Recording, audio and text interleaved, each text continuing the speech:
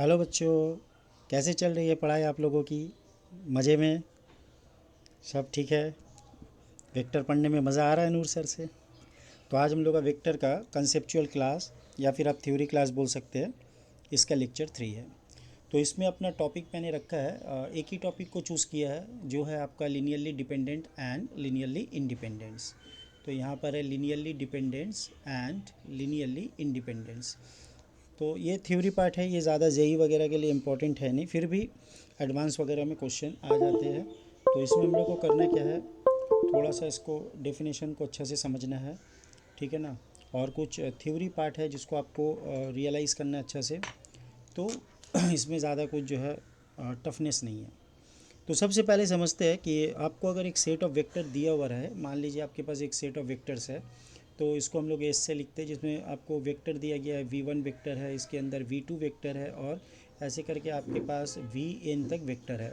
तो इसका स्पैन क्या होता है, set of all the linear combination of the vectors. आपको जो जो वेक्टर्स दिए गए हैं, इस वेक्टर्स का अगर आपने ऑल पॉसिबल वे में लीनियर कम्बिनेशंस लेते हैं, मतलब स्केलर से मल्टीप्लाई करके देना, आपने 2 ऐड कर दिया, 3 ऐड कर दिया, तो ऐसे करके अगर आप लीनियर कॉम्बिनेशंस लेते हैं, set of all linear combinations, तो उसको हम लोग बोलते हैं स्पैन, ठीक है ना, उसको स्पैन बोलते हैं।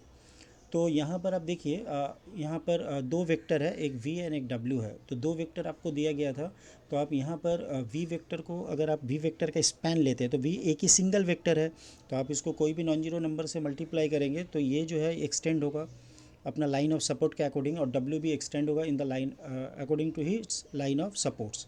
तो असल में होगा क्या, ये दो अलग वेक्टर नहीं आएंगे, ये दोनों सेमी वेक्टर होगा, खाली इन लोग का डायरेक्शन जो है वो अलग है। तो आप जिस स्केलर से मल्टीप्लाई करेंगे उसके ऊपर नेगेटिव ले लेंगे तो डायरेक्शन भी सेम हो जाएगा। तो इसका मतलब है कि आप यहाँ पर v वेक्टर को w वेक्टर के टर्म में लिख सकते हैं, और w वेक्टर को भी v वेक्टर के टर्म में आप लिख सकते हैं। यहाँ पर मैं छोटा सा एक एग्जांपल देना चाहता हूँ। मान लो आप लिखना चाहते हो, w छोटा है देखने में, तो आप ऐसे लिख रहे हो कि w वेक्टर ये v वेक्टर का आधा है, तो हाफ ऑफ v वेक्टर। लेकिन यहाँ पर एक चीज़ और भी है कि w का मुंह उल्टा साइड में, तो यहाँ पर एक नेगेटिव दे देते हैं। तो ठीक इस तरीके से you are able to write one vector in terms of other, तो इसको बोलते हैं लीनियरली डिपेंडेंट।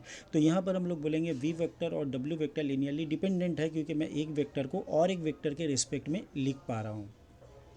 अब यहाँ पर आपको तीन वेक्टर दे दिया गया है, एक है u, एक है v, एक है w। तो तीन वेक्टर आपके पास है इन सच अ वे कि यहाँ पर आप देख सकते हैं कि u वेक्टर को आप v एंड w वेक्टर का कॉम्बिनेशंस में लिख सकते हैं। एक पैरेललोग्राम अगर आप यहाँ पर कंप्लीट कर ले तो देखा जाएगा u वेक्टर को you can write as a combinations of v and w।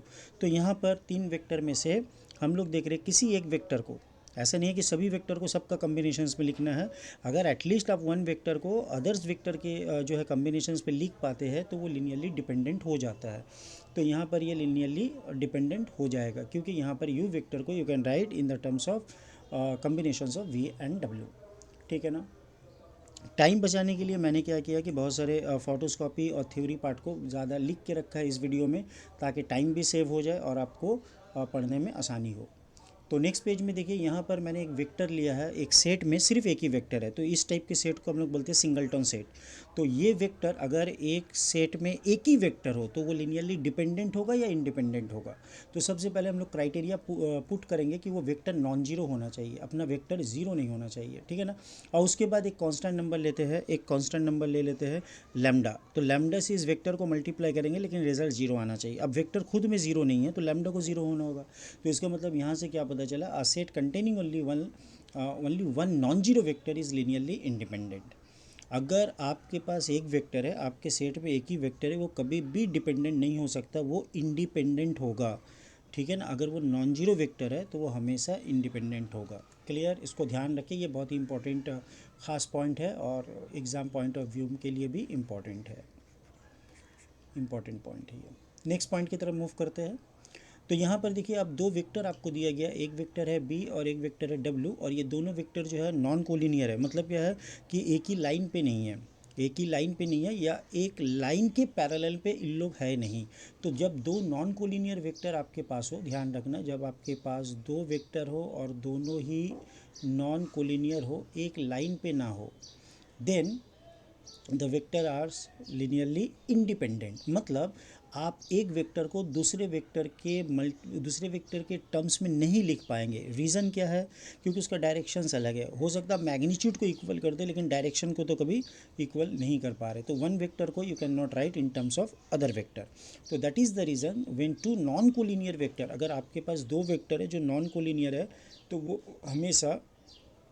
हमेशा इंडिपेंडेंट होगा। Non collinear means independent.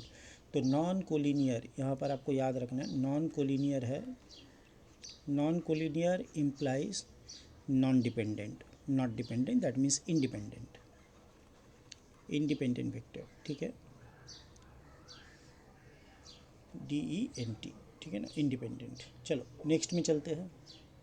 यहाँ पर आप देख सकते हैं कि आपको तीन वेक्टर दिया गया है, तीन वेक्टर दिया गया है, लेकिन ये 2 डायमेंशन में है, मतलब XY प्लेन के ऊपर में है।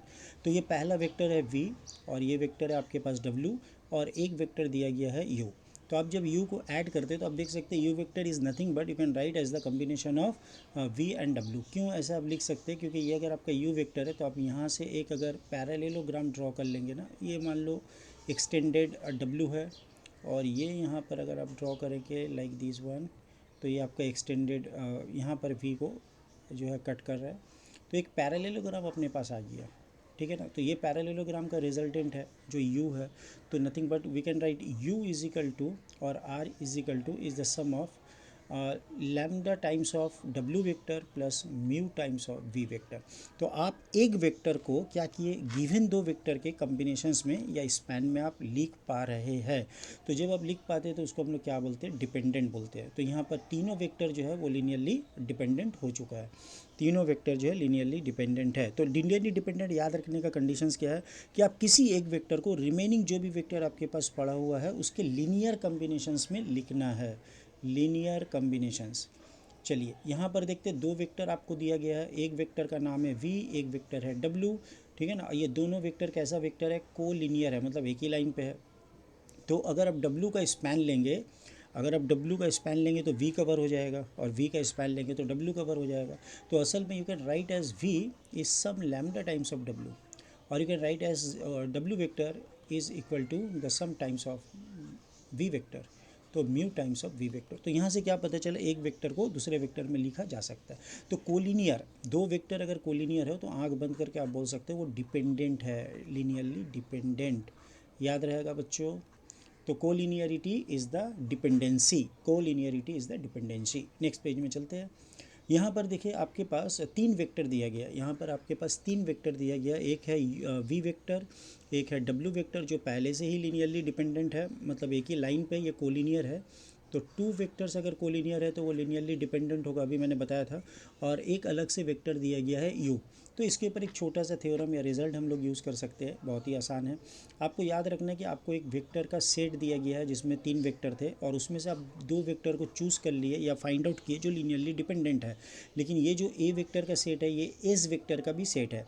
तो छोटा वाला जो सेट अगर वो लीनियरली डिपेंडेंट हो गया तो ऑब्वियसली सुपर सेट या बड़ा वाला सेट लीनियरली डिपेंडेंट होगा। तो याद रखना है आपको, हाँ, अगर सबसेट, किसी भी सेट का सबसेट अगर लीनियरली डिपेंडेंट है तो वो सेट भी जो है वो लीनियरली डिपेंडेंट है। तो if subset is linearly dependent, then superset also linearly dependent। क्या याद रहेगा बच्चों? क्या फिर से रिपीट करना है? नहीं, चलो नेक्स्ट पेज में चलते हैं। यहाँ पर आपको वेक्टर दिया गया V एंड W, ये दोनों वेक्टर ही नॉन कोलिनियर है। नॉन कोलिनियर मतलब एक ही लाइन पे नहीं है, आप देख सकते हैं कि ये अलग अलग है।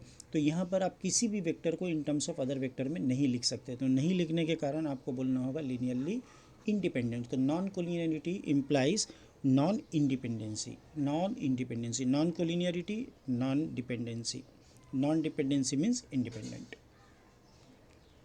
Okay, now coming to this one, यहाँ पर आप देख सकते हैं कि आपको तीन वेक्टर दिया गया है U, V and W vector और तीनों ही नॉन कोप्लानर है। नॉन कोप्लानर का मतलब होता है तीनों एक प्लेन में नहीं है। हम लोग जानते हैं ना 3D प्लेन के बारे में।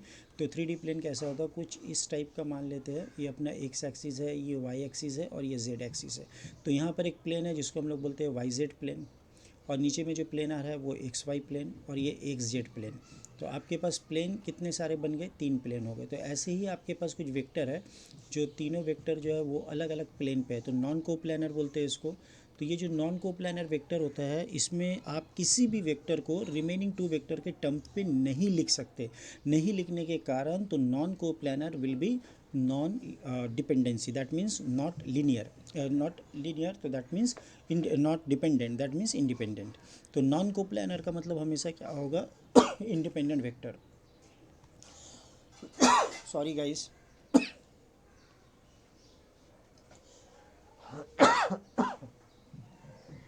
तो अगर आपके पास 3 वेक्टर्स है और तीनों के तीनों वेक्टर जो है कोप्लानर्स है, सॉरी नॉन कोप्लानर्स है, एक ही प्लेन पे नहीं है, तो वो लीनियरली इंडिपेंडेंट हो जाएगा। यहाँ पर आप देख सकते हैं कि आपके पास 3 वेक्टर दिया हुआ है जो कोप्लानर है। तीनों वेक्टर कैसा है, याद रखना है आपको, कोप्लानर वेक्टर है। तो ये कोप्लानर वेक्टर में पहले आपको पता चल गया अगर तीनों कोप्लानर है तो ये लीनियरली डिपेंडेंट होगा। अगर लीनियरली डिपेंडेंट है तो यहाँ से आप देख सकते हैं कि वी और डब्ल्यू की हेल्प से आप यू को लिख सकते हो। तो यहाँ पर आप डब्ल्यू ले लो, ये वेक्टर आपको डब्ल्यू मिल जाएगा ये साइड में। इसका स्पैन ले लेते हैं और एक यहाँ पर एक पैरेललोग्राम हम लोग, ये माइनस डब्ल्यू हो जाएगा। तो यहाँ पर एक पैरेललोग्राम कंप्लीट करने का कोशिश करते हैं, ठीक है ना। तो आप देख सकते हो यहाँ पर एक चीज़ कि डब्ल्यू वेक्टर जो है इसका अगर आपने लैम्डा टाइम्स लिया है और म्यू यहाँ पर लैम्डा इंटू मैंने वी लिया था, तो म्यू इंटू डब्ल्यू, कोई बात नहीं, आप ऐसे भी अरेंज कर सकते हो। तो अगर आप लोगे तो आपको यू वेक्टर मिल जाएगा। तो that means one vector, you are able to write one vector in terms of the other vector. तो एक वेक्टर को आप दूसरे वेक्टर के रिस्पेक्ट्स में लिख पा रहे हो, एक वेक्टर को रिमेनिंग वेक्टर्स के रिस्पेक्ट में लिखा जा सकता है। तो इसको हम लोग बोलते हैं लीनियरली डिपेंडेंट। क्वेश्चन नंबर 15, यहाँ पर देखिए आपको कुछ वेक्टर दिया गया है। तो इसमें जो वेक्टर्स है वो है 4 वेक्टर दिया गया है, ठीक है ना। इसमें कितने सारे वेक्टर है आपके पास, 4 वेक्टर। तो 4 वेक्टर में यहाँ पर स्पैन डब्लू को स्पैन दिखा रहा है, वी का स्पैन दिखा रहा है यहाँ पर, और span of V and W का स्पैन दिखा रहा है। तो वी एंड डब्लू इसका जो स्पैन है, ये स्पैन से आप एक्स को जनरेट कर सकते हो, है ना। V और W के स्पैन से ये आपका W आ रहा है, स्पैन ऑफ W। तो यहाँ से आप चाहो तो ऐसा एक जनरेट कर सकते हो एक्स वेक्टर, ठीक है ना। तो some times of W vector हम लोग ले लेंगे। तो mu times of W vector मैंने यहाँ पर लिया, mu times of W vector, और इस कंपोनेंट है, वेक्टर कंपोनेंट है यहाँ पर lambda times of V vector. तो ये दोनों का रिजल्टेंट आपको दे रहा है एक्स वेक्टर। तो जब ऐसा सिचुएशन आ जाए तो हम लोग क्या बोलेंगे कि ये जो वेक्टर है एक्स वी एंड डब्ल्यू, तो एक्स वी एंड डब्ल्यू ये एक ऐसा वेक्टर है, ये आपका लीनियरली डिपेंडेंट है। तो मैंने एक सेट बनाया ए सेट, और उसमें जो वेक्टर्स रखे हुए सब सारे वेक्टर जो लीनियरली डिपेंडेंट है। लेकिन ये जो ए सेट है इसका भी एक सुपर सेट है, वो है एस, जिसमें चारों वेक्टर है। तो अगर 3 वेक्टर आपका लीनियरली डिपेंडेंट हो गया, तो मैंने बताया था कि सबसेट अगर लीनियरली डिपेंडेंट है तो सुपर सेट भी लीनियरली डिपेंडेंट होगा, ठीक है ना। यहाँ पर चारों वेक्टर जो है लीनियरली डिपेंडेंट वेक्टर है, आप ऐसा भी इसको समझ सकते हैं। और अगर 4 वेक्टर कोप्लानर है तो तब भी ये लीनियरली डिपेंडेंट हो जाएगा, या 4 वेक्टर R3 में है तब भी वो लीनियरली डिपेंडेंट होता है। यहाँ पर मैंने स्टार्टिंग में जो भी लीनियरली इंडिपेंडेंसी मैंने जो बोला है आपको, लेकिन मैंने उसका डेफिनेशन नहीं दिया था। यहाँ पर मैंने प्रॉपर डेफिनेशन वगैरह दिया हूँ और कुछ इंपॉर्टेंट्स पॉइंट्स भी लिखाए हूँ जो आपको करना है। तो 2 vectors A and be in R3, 2 vector R3 पे 2 वेक्टर, मतलब आप 3 डायमेंशंस का बात कर रहे हो और उसमें आपने कोई भी 2 वेक्टर को चूज़ कर लिया और बोल रहे हो कि वो कोलिनियर होगा। तो कोलिनियर कब होगा, सॉरी वो दोनों वेक्टर कोलिनियर है। तो आपने क्या किया, 3D में 2 वेक्टर चूज़ किए और वो दोनों वेक्टर कोलिनियर है। तो 2 वेक्टर अगर कोलिनियर होता है तो वो लीनियरली डिपेंडेंट होता है। इसी R3 में आपने 3 वेक्टर को चूज़ किया है, अलग अलग 3 वेक्टर को आपने चूज़ कर लिया। तो ये अगर कोप्लानर हो जाता है, मतलब तीनों वेक्टर एक ही प्लेन में आ जाता है, आइदर XY प्लेन या फिर YZ प्लेन या फिर ZX प्लेन में आ जाता है, तो आने के बाद क्या होगा, यहाँ पर वो लीनियरली डिपेंडेंट हो जाएगा। तो कोई भी तीन प्लेन में से एक प्लेन में तीनों वेक्टर आ जाते हैं तो वो लीनियरली डिपेंडेंट हो जाता है। और अगर उन लोग नॉन को प्लानर हो, मतलब एक वेक्टर एक्स वाई प्लेन में है, एक वेक्टर वाई जेड प्लेन में है, एक वेक्टर जेड एक्स प्लेन में है, तो वो तो हमेशा लीनियरली इंडिपेंडेंट होगा। अगर आपके पास 4 वेक्टर्स है, ध्यान से सुनना, ये इंपॉर्टेंट रिजल्ट है, जेई वगैरह में भी काफ़ी यूज़ होता है, LBH लिख दिया मैंने, लर्न बाय हार्ट करना है। तो अगर आपके पास 4 वेक्टर्स है और 4 वेक्टर हमेशा जो है आपने 3D ले लिया है या R3 ले लिया, आपके पास वेक्टर 4 है, तो हमेशा याद रखना ये चारों के चारों लीनियरली डिपेंडेंट हो जाएंगे, ठीक है ना। ये चारों के चारों वेक्टर लीनियरली डिपेंडेंट हो जाएंगे। तो 4 vectors in R3, 4 vectors in R3 अगर आप लेंगे तो वो लीनियरली डिपेंडेंट होंगे, क्योंकि उसमें से एक्स्ट्रा जो वेक्टर आएगा वो वेक्टर को आप बाकी तीनों वेक्टर के लीनियर कॉम्बिनेशंस में लिख सकते हैं। तो इसको थोड़ा सा मैं एक्सप्लेन करना चाहूँगा सो दैट आप इसको समझ पाए कि सर ऐसा क्यों बोल रहे हैं कि 4 वेक्टर जो है वो हमेशा 3D में जो है लीनियरली डिपेंडेंट होगा, ऐसा क्यों होता है। तो थोड़ा सा इसके बारे में आपको ज्ञान दे देता हूँ मैं। तो ये अपना मान लो एक्स एक्सिस है, ये अपना यहाँ पर वाई एक्सिस है, और ये ऊपर की तरफ जो जा रहा है ये अपना जेड एक्सिस है, ठीक है ना, यहाँ पर अपना जेड एक्सिस है। और यहाँ पर जो है आपका ये क्यूबॉइड कंप्लीट हो गया। अब ये क्यूबॉइड में मैं यहाँ पर एक पॉइंट ले रहा हूँ पी पॉइंट, और यहाँ पर अपना ओरिजिन को मैंने सेट किया है। तो यहाँ पर एक वेक्टर मुझे दिख रहा है, ये मेरा चौथा वेक्टर है R4, ये मेरा चौथा वेक्टर है R4, ठीक है ना। अब ये जो पैरेललोपीपेड बोलो या फिर आप बोलो क्यूबॉइड जो भी बना है, तो यहाँ पर मैं उसका नाम देता हूँ A, यहाँ पर मैंने नाम दे दिया है B, और यहाँ पर मैं नाम दे देता हूँ C। तो O से A ये मेरा R1 है, ठीक है ना, R1। और ये वेक्टर को जो है मैंने डिनोट किया है, ये वेक्टर को डिनोट किया है मैंने R2 से, ठीक है ना, R2 से। तो R1 वेक्टर, अच्छा यहाँ पर नाम दिया गया था ABCD, तो नाम थोड़ा सा चेंज कर देते हैं, ठीक है ना, नाम थोड़ा सा चेंज करके लिखते हैं। तो अलोंग द एक्स एक्सिस अपना वेक्टर ले लेते हैं A vector, along the Y axis अपना वेक्टर है B vector, along the Z axis अपना वेक्टर है C वेक्टर, ठीक है ना, ऐसा ले लिया। और ये जो वेक्टर है ये अपना D वेक्टर है। तो यहाँ पर हम कर क्या रहे हैं कि अलोंग द एक्स एक्सिस जो मैंने लिया है तो वो A वेक्टर, उसको कुछ ऐसा ले लेते हैं। अब यहाँ पर P यहाँ पर भी हो सकता है ये डायगोनल में, या फिर P थोड़ा सा नीचे भी हो सकता है, ठीक है ना। मान लेते हैं आपका P यहाँ तक नहीं है, थोड़ा सा आप लोग इमेजिन करो तो अंडरस्टैंड कर पाओगे। थोड़ा सा P को मैं कॉर्नर पे नहीं ले रहा हूँ, ठीक है ना, P को कॉर्नर पे नहीं लेके थोड़ा सा नीचे की तरफ लिख रहा हूँ। तो ये मेरा P वेक्टर कुछ ऐसा है, कुछ ऐसा यहाँ पर ख़त्म हो रहा है, ठीक है ना। और मैंने क्यूबॉइड कुछ ऐसा बना के रखा है पहले से। तो अब करना क्या है कि ओरिजिनल जो अपना ये आएगा, इसको हटा देते हैं, ठीक है ना। तो ये वेक्टर का ये P तक पहुंचना है, बाकी ये सब मुझे गिवन है। तो मुझे क्या करना होगा, A वेक्टर को एक कांस्टेंट से मल्टीप्लाई करना है।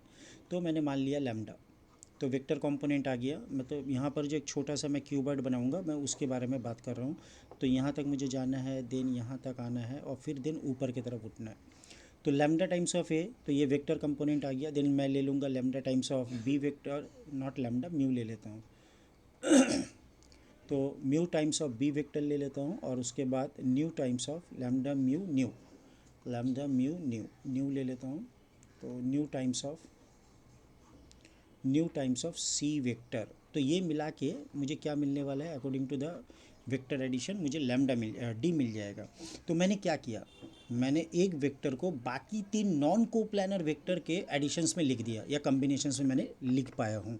तो इसी के लिए बोलते हैं कि ये जो 4 वेक्टर्स आएंगे, ये 4 वेक्टर हमेशा 3D पे ऑलवेज डिपेंडेंट होंगे। यहाँ पर बच्चों को एक कन्फ्यूज़न रहता है, क्या सर मुझे हर एक वेक्टर को दूसरे वेक्टर के रिस्पेक्ट में लिख के दिखाना होगा? ऐसा नहीं है। अगर आपके पास 4 वेक्टर है तो एटलीस्ट आप 1 वेक्टर को दिखा दीजिए, लीनियरली डिपेंडेंट हो जाएगा। कोई भी ज़रूरी नहीं है कि हर वेक्टर को अदर्स रिमेनिंग वेक्टर के टर्म में रिप्रेजेंट करना है, ऐसा कोई भी थ्योरी नहीं है। तो आपको करना क्या है कि एटलीस्ट 1 वेक्टर, एटलीस्ट 1 या एनी 1 आप यहाँ पर याद रखिए। एटलीस्ट 1 वेक्टर को आपने दिखा लिया, at least one vector can be written in terms of other. एक वेक्टर को, कम से कम एक वेक्टर को अगर आपने लिख के दिखा दिया अदर वेक्टर के रिस्पेक्ट में, तो वो हो जाएगा लीनियरली डिपेंडेंट। सब वेक्टर के लिए नहीं करना है, ठीक है ना। नेक्स्ट चलते हैं। तो यहाँ पर मैंने अभी तक जो आपको पढ़ाया कि वेक्टर डिपेंडेंसी और इंडिपेंडेंसी, लीनियरली डिपेंडेंट और इंडिपेंडेंट, इसका थोड़ा सा डेफिनेशंस देख लेते हैं।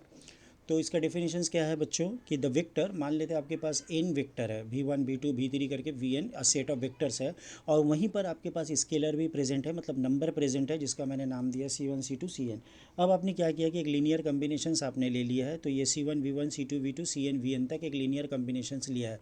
अब ये जो लीनियर कॉम्बिनेशंस है ना, इसका वैल्यू इक्वल टू ज़ीरो है, इसका वैल्यू इक्वल टू ज़ीरो है।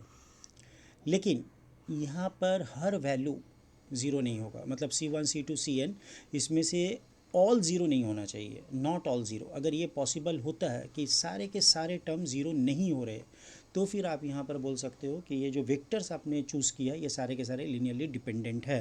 ध्यान से सुनना, लीनियरली डिपेंडेंस दिखाने के लिए आपको क्या दिखाना है कि आपको सेट ऑफ वेक्टर लिए और कुछ कांस्टेंट का मल्टीप्लाई करके आपने कम्बिनेशन लिया, वो ज़ीरो है।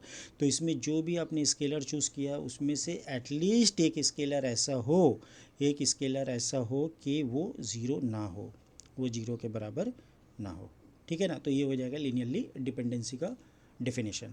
और इंडिपेंडेंट के लिए क्या होगा कि जितने भी कांस्टेंट है सबको ज़ीरो होना होगा, जितने भी कांस्टेंट है सबको ज़ीरो होना है। थोड़ा सा मैं इसको एक्सप्लेन कर देता हूँ डिपेंडेंसी, सो दैट आपको डेफिनेशन से समझ में आ जाए। मान लीजिए आपने एक वेक्टर लिया ए वेक्टर, जिसका वैल्यू है 1 प्लस आई, ऐसा ले लिया। बी वेक्टर आपने लिया है जिसका वैल्यू है आपके पास माइनस आई माइनस वन, ठीक है ना। अब अगर आप इसको ऐड करते हो तो ए वेक्टर प्लस आपने ले लिया यहाँ पर बी वेक्टर, तो आप देख सकते हो एडिशन ज़ीरो है, यहाँ पर कांस्टेंट वन है, यहाँ पर वन है। तो ये जो दो वेक्टर आएंगे इसको हम लोग बोलेंगे डिपेंडेंट वेक्टर, लीनियरली डिपेंडेंट। और आप यहाँ पर देख भी सकते हो, अच्छा ये आई, ये जे होगा, ये भी जे होगा। तो यहाँ पर आप देख भी सकते हो कि इसको आप आई प्लस जे लिख सकते हो, आई कैप प्लस जे कैप। तो यहाँ से पता चल गया कि ए वेक्टर जो है वो माइनस बी वेक्टर जो है वो माइनस ए वेक्टर के ऑपोजिट है, माइनस ए वेक्टर है। मान लो आपने ऐसा लिया कि एक वेक्टर ले लिया आपने ए वेक्टर जिसका वैल्यू है 2i प्लस 3j, और एक वेक्टर, सब नॉन जीरो वेक्टर के बारे में हम लोग बात कर रहे हैं, और दूसरा वेक्टर आपने ले लिया है 3i minus suppose 3i minus 2j ले लिया आपने। तो यहाँ पर क्या हो गया कि आपके पास 2 प्लस 3 5 आ रहे हैं, ठीक है ना, 5 आ रहे हैं आपके पास, और 2 प्लस 3 5 और 3 माइनस 2 1। तो अनदर एक वेक्टर आपने लिया है, अनदर वेक्टर आपने एक ले लिया है, मान लेते सी वेक्टर आपने लिया है। तो यहाँ पर कितने आ रहा था 5, और यहाँ पर आ रहा है 1। तो इसको आपने रखा है कि 5i और j प्लस जे किया है। एक वेक्टर आप और ले लेते हैं डी वेक्टर, और जिसका वैल्यू है 2i माइनस 3j। आप के भी ले सकते हैं, कोई प्रॉब्लम नहीं है, ठीक है ना। तो यहाँ पर आप चाहो तो के को ऐड कर दो, आई जे के से करो।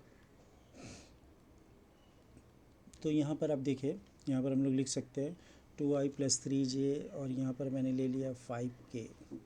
यहाँ पर एक ऐड कर देता हूँ मैं माइनस 2k, और यहाँ पर c को लिख देता हूँ 5k 2k 3k आ रहा है, तो ये ले लेता हूँ फिर अपना 3k, ठीक है ना। अब यहाँ पर आप गौर करके देखो बेटा कि अगर आप किसको ऐड करोगे तो क्या होने वाला है। अगर आप इसको ऐड करोगे, हम कुछ इस तरीके से ऐड कर रहे हैं, A vector plus B vector minus C vector. तो 2i plus 3i 5i minus 5i cancel, 3j minus 2j plus J minus J cancel, 5k, और यहाँ पर कितना आ रहा है 5k प्लस 3k 8k हो गया ना। तो इसको 5k minus 2k 3k minus 3k 0। तो अब ये d का क्या करें, यहाँ पर मैं रख दिया हूँ 0 into D vector is equal to 0 आ गया। तो ये 1, ये 1, ये माइनस 1, ये 0। तो एट ए टाइम जो भी आपने कांस्टेंट चूज़ किया है ना, जो नंबर आप चूज़ करते हो वो सारे एक बार में ज़ीरो नहीं हो सकते। एक ज़ीरो हो गया, दो ज़ीरो हो गया, तीन ज़ीरो हो गया, at least one, not all zero.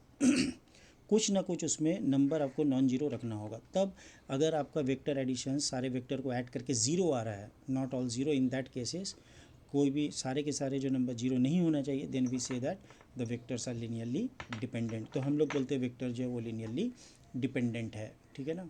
Otherwise independent, अगर सारे के सारे कांस्टेंट जीरो हो गए तो लीनियरली इंडिपेंडेंट हो जाएगा। समरी कुछ इंपॉर्टेंट पॉइंट जो है मैंने अब तक जो आपको पढ़ाया डायग्राम वगैरह में, उसका एक समरी कर देते हैं। अगर आपके पास 2 नॉन जीरो वेक्टर है, याद रखना वेक्टर नॉन जीरो, यहाँ पर जो भी वेक्टर्स के बारे में हम लोग बात करेंगे वो नॉन जीरो होगा। हाँ, तो 2 non zero vector non collinear vector होता है, तो उसको आप कभी भी एक वेक्टर को दूसरे वेक्टर के रिस्पेक्ट में नहीं लिख सकते, वो लीनियरली इंडिपेंडेंट हो जाएगा। अगर इसी के साथ एक ऐड कर देते हैं कि 2 non zero collinear vector, 2 non zero collinear vector ले लिया मैंने, तो ये हमेशा लीनियरली डिपेंडेंट होगा, क्योंकि एक को आप एक के रिस्पेक्ट में लिख सकते हो, लीनियरली डिपेंडेंट हो जाएगा। क्या क्लियर है, बात समझ में आ रहा है? एनी 3 नॉन कोप्लानर वेक्टर, कोई भी 3 नॉन कोप्लानर वेक्टर लो, वो लीनियरली इंडिपेंडेंट होगा। और इसी के साथ मैं ऐड कर देना चाहता हूँ, अच्छा ये ऐड किया हुआ है, any 3 coplanar vectors are linearly dependent.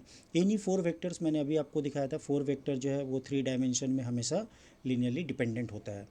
अच्छा, now how to check linearly dependent and linearly independent vector. आप कैसे चेक करोगे जो सेट ऑफ वेक्टर वो लीनियरली डिपेंडेंट है या लीनियरली इंडिपेंडेंट है?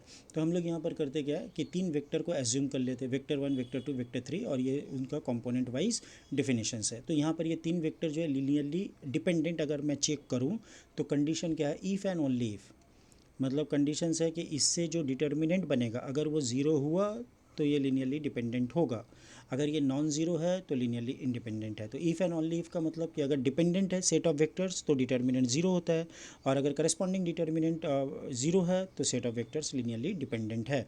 ज़ीरो के अलावा कोई वैल्यू आता है अदर देन ज़ीरो, तो यहाँ पर मैं नोट करके लिख देना चाहता हूँ।